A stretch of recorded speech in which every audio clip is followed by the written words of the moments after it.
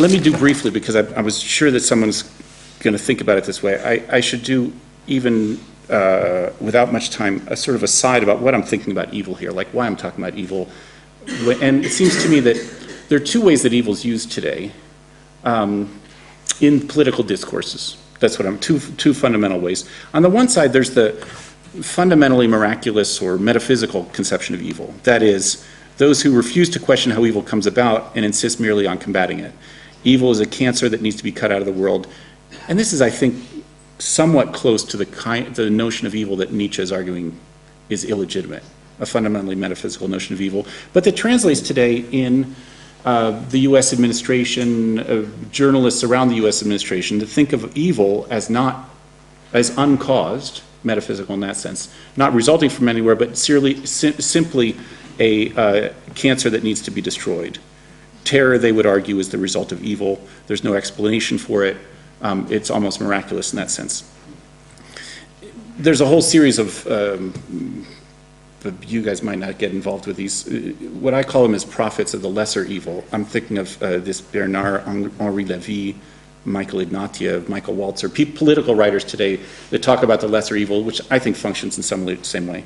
On the other side, though, there's what I think of as a kind of both religious and secular theodicy, that is, those who claim that evil doesn't exist, but is merely the effect of easily understandable external causes.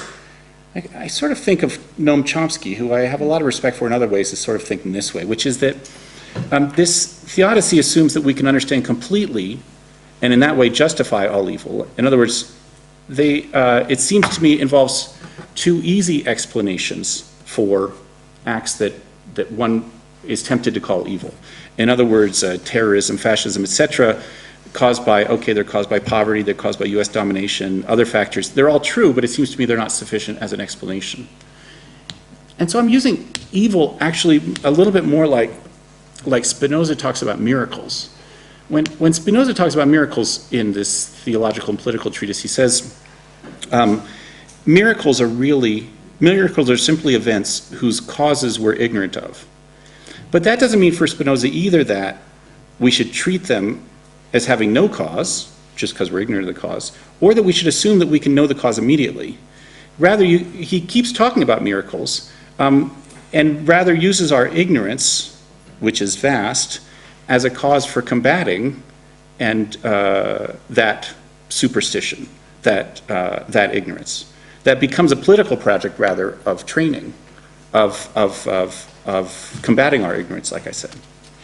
So it's in that sense, I don't know exactly how to define that sense, that I'm using the concept of evil as a placeholder showing our lack of understanding. But it seems to me that one of the projects of combating our superstition, our lack of knowledge, is by rather looking at love in these movements and seeing how a love gone bad is central to them. Okay, so let me give you a summary before I give the conclusion.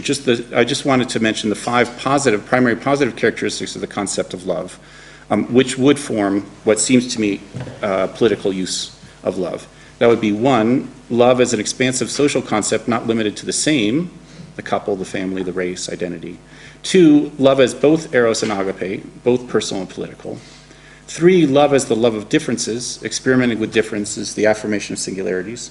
4, the primacy of the love of the poor as subject in love.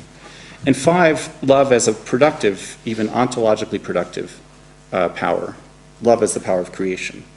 So just to end, I feel like I should say, well, what does all this have to do with my political problem of the multitude? Remember, my political problem that I said at the beginning was about what seems to me a no man's land between spontaneity and dictatorship. In other words, the political problem was, what is our socially constitutive capacity? How can we make a society that's different? How can we transform ourselves to become capable of constituting society? For this, it seems to me one last reference to Spinoza is helpful, which is to Spinoza's own definition of love. He has a definition for everything, thank God. And so Spinoza's definition of love is this: love is joy with the recognition of an external cause. Simple enough. And joy is the increase of our power to think and act. So that love then is the increase of our power to think and act with the recognition of an external cause. Seems to me that this helps bridge the gap between what I've been talking about at this political concept of love and what I'm needing here, which is to recognize the socially constitutive capacities we have.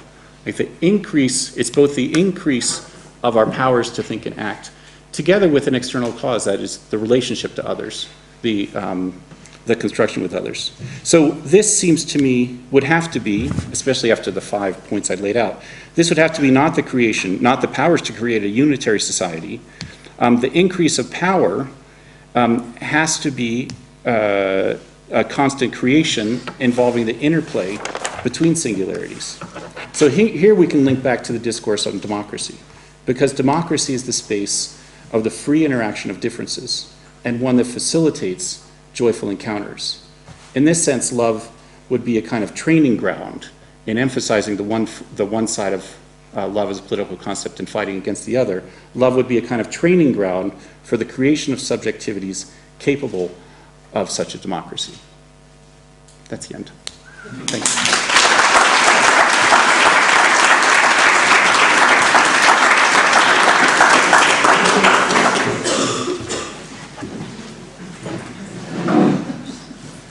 Again, I can only congratulate you.